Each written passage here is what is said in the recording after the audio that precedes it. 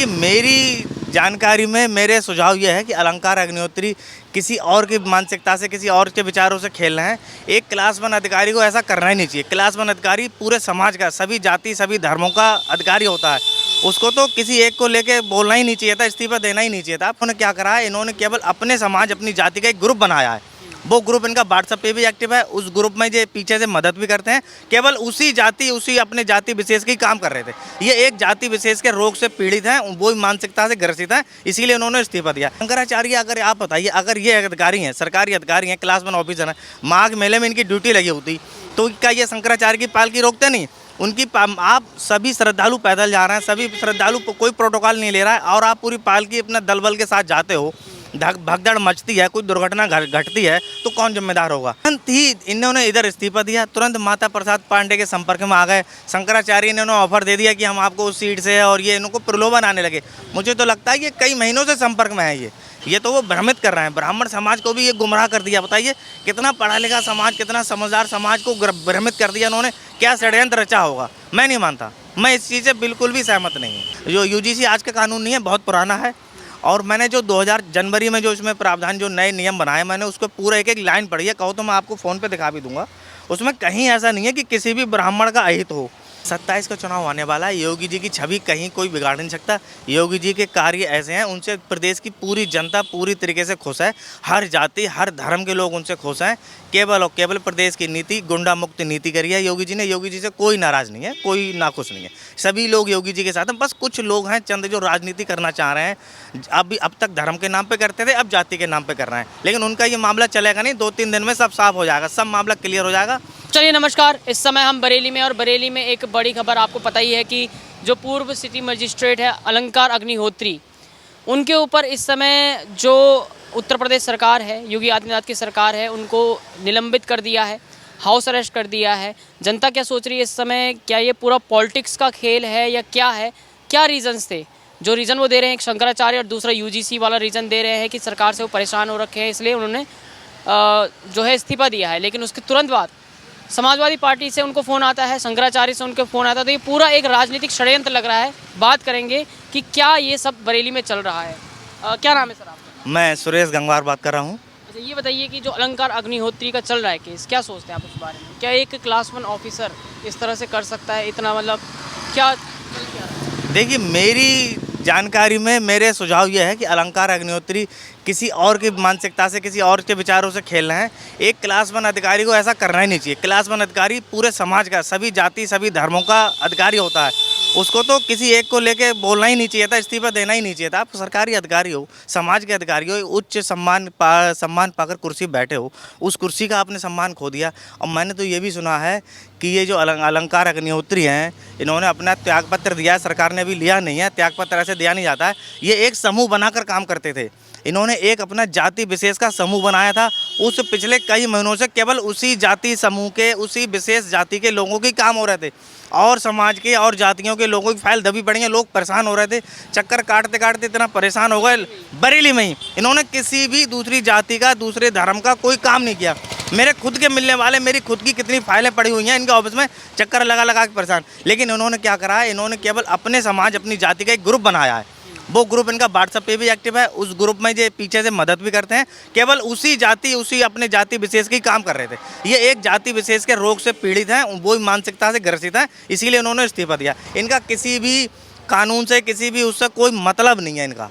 ये केवल राजनीति के हाथों में खेल रहे हैं। और रही शंकराचार्य की बात, शंकराचार्य, अगर आप बताइए, अगर ये अधिकारी हैं, सरकारी अधिकारी हैं, क्लास वन ऑफिसर हैं, माघ मेले में इनकी ड्यूटी लगी होती तो क्या ये शंकराचार्य की पालकी रोकते नहीं? उनकी आप सभी श्रद्धालु पैदल जा रहे हैं, सभी श्रद्धालु कोई प्रोटोकॉल नहीं ले रहा है, और आप पूरी पालकी अपने दल बल के साथ जाते हो, भगदड़ मचती है, कोई दुर्घटना घटती है तो कौन जिम्मेदार होगा? तो ये भी रोकते। अगर इनकी ड्यूटी होती ये भी रोकते। लेकिन ये अपनी भाषा नहीं बोल रहे हैं, ये किसी और की भाषा में बात कर रहे हैं। मैं अलंकार अग्निहोत्री से पूरी तरीके से असहमत हूँ। इनकी मुझे किसी बात का कोई मतलब नज़र नहीं आ रहा है। मतलब इस्तीफा दिया तो दिया, लेकिन किस तरह से दिया? मतलब पोस्टर हाथ में थे, शंकराचार्य, यूजीसी और उसके बाद समाजवादी पार्टी नेता और शंकराचार्य से बातचीत होती है। तुरंत ही इन्होंने इधर इस्तीफा दिया, तुरंत माता प्रसाद पांडे के संपर्क में आ गए। शंकराचार्य ने उन्हें ऑफर दे दिया कि हम आपको उस सीट से, और ये इनको प्रलोभन आने लगे। मुझे तो लगता है ये कई महीनों से संपर्क में है। ये एक इनका प्रोपेगेंडा था, कि इंतजार में थे सही समय के कि मैं कब त्यागपत्र दूं, कब मैं राजनीति में जाऊं। ये एक सरकारी आदमी को राजनीति में जाना है तो आप नौकरी कर ही क्यों? आपको शुरू से ही राजनीति में जाना चाहिए। जब आप सरकारी अधिकारी हो, क्लासमैन ऑफिसर हो, आप तो सभी के अधिकारी हो, आपको क्या मतलब है?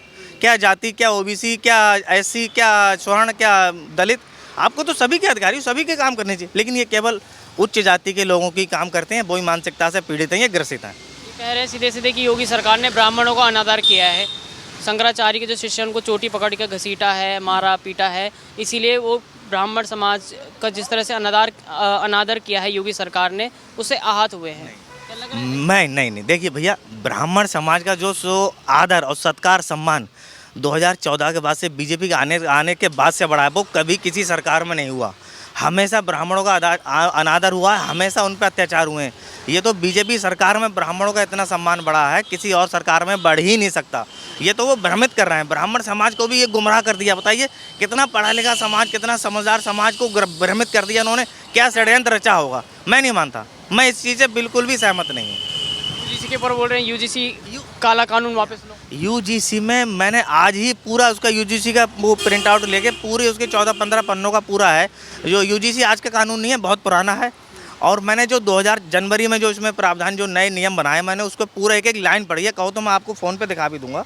उसमें कहीं ऐसा नहीं है कि किसी भी ब्राह्मण का अहित हो, कहीं भी किसी ब्राह्मण की कोई उसमें हानि नहीं है उसमें। अब आप ये समझिए, 45 मान्यता प्राप्त तो केंद्रीय विश्वविद्यालय में 45 में से 38 जगह इनके जनरल कास्ट के ही लोग बैठे हैं, 22 चांसलर। कैसे हो जाएगा अनादर बताइए ब्राह्मणों का? जब हर जगह उच्च शिक्षा में उच्च पदों पर आप बैठो, कहाँ से अनादर हो जाएगा? अब इनको जो विरोध कर रहे हैं कि एक ऐसी वो बनाया है कि इसमें कोई ऐसी समाज का लड़का शिकायत कर देगा तो ब्राह्मणों को बस सीधे मुकदमा, ऐसा नहीं है। उसमें एक कमेटी बनेगी, उस कमेटी का जो अध्यक्ष होगा वो उस विश्वविद्यालय का अध्यक्ष, वो जो मेन होगा ना, वही होगा। मतलब उच्च विद्यालय का जो 22 चांसलर, वो उसका अध्यक्ष होगा। कमेटी में कहाँ से अनादर हो जाएगा? उनका मतलब ये है, जो कमेटी बनाई है उसमें सभी समाज के एक एक लोग होने चाहिए। उसमें स्वर्ण समाज के भी हों, एससी समाज के भी हों, ओबीसी के भी हों, एसटी के भी हों, कुछ व्यापारिक अन्य समाज के भी उच्च वो लोग हों, सभी लोग होना चाहिए। लेकिन इनको बस ये है कि हम ही हों और कोई ना हो। जब आप बताइए 45 में से 38 में आप 22 चांसलर हो, गलती अगर आप करोगे, हर जगह आप ही बैठे हो, तो न्याय कैसे मिलेगा और समाज के लोगों को? न्याय तो जब ही मिलेगा जब पूरी कमेटी में सब लोग एक एक लोग बैठे हों, तभी तो न्याय मिलेगा। इनको इस बात पर आपत्ति है, गुमराह कर रहे हैं। कहीं कोई ऐसा नियम नहीं है जिससे ब्राह्मण समाज को हानि हो, अनहोनी हो, कहीं कोई ऐसा नहीं है। इस समय योगी की छवि को बिगाड़ने को देखिए 27 का चुनाव भी आने वाला है।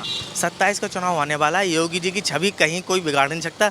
योगी जी के कार्य ऐसे हैं, उनसे प्रदेश की पूरी जनता पूरी तरीके से खुश है। हर जाति, हर धर्म के लोग उनसे खुश हैं। केवल और केवल प्रदेश की नीति, गुंडा मुक्त नीति करी है योगी जी ने। योगी जी से कोई नाराज़ नहीं है, कोई नाखुश नहीं है। सभी लोग योगी जी के साथ हैं। बस कुछ लोग हैं चंद जो राजनीति करना चाह रहे हैं। अब तक धर्म के नाम पे करते थे, अब जाति के नाम पे कर रहे हैं। लेकिन उनका ये मामला चलेगा नहीं। 2-3 दिन में सब साफ हो जाएगा, सब मामला क्लियर हो जाएगा। अलंकार अग्निहोत्री की जांच बैठेगी। ये भी इनका सब दूध का दूध, पानी का पानी, सब नज़र आ जाएगा। योगी जी पे कहीं कुछ नहीं होगा। ऐसा नहीं, योगी जी की छवि को ये कम नहीं कर पा रहे हैं, तो ये योगी जी को हटा नहीं पा रहे हैं, योगी जी को पचा नहीं पा रहे हैं, तो उनकी छवि धूमिल कर रहे हैं। प्रदेश में कोई, अब इस टाइम प्रदेश का कोई ऐसा मामला नहीं है जो प्रदेश की छवि खराब करे। कहीं भी अतिक्रमण नहीं हो रहा है, कहीं गलत काम नहीं हो रहा, कहीं लूट नहीं हो रही, कहीं बालिकाएं नहीं छेड़ी जा रही। तो अब क्या करें? तो एक ये नया मुद्दा लाएं कि बस जातिवाद में बांट दो। नया, जब कुछ से कुछ भी नहीं होगा। योगी जी कहीं नहीं जा रहा है, योगी जी की छवि कहीं % खराब नहीं हो रही, कहीं कुछ नहीं होने वाला।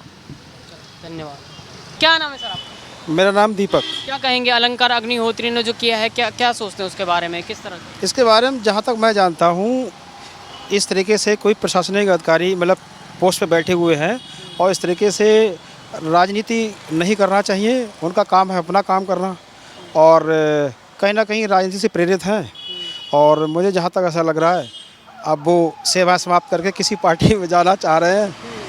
और बस समाजवादी पार्टी से भी फ़ोन आया था, और इस्तीफा देने के बाद अभी मुक्तेश्वरानंद का भी फ़ोन आया था उनको, बहुत बड़े बड़े पद देने के बाद। नहीं, चलो वो धार्मिक मुद्दे वाली बात है, वो अलग कॉन्सेप्ट है।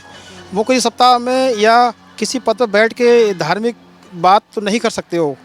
और हाँ, इस्तीफा देने के बाद, रिजाइन देने के बाद ये उनका स्वीकार हो जाता तब उसके बाद वो किसी पॉलिटिक्स भी बात कर सकते हैं, धार्मिक मुद्दे भी बात कर सकते हैं मेरे हिसाब से।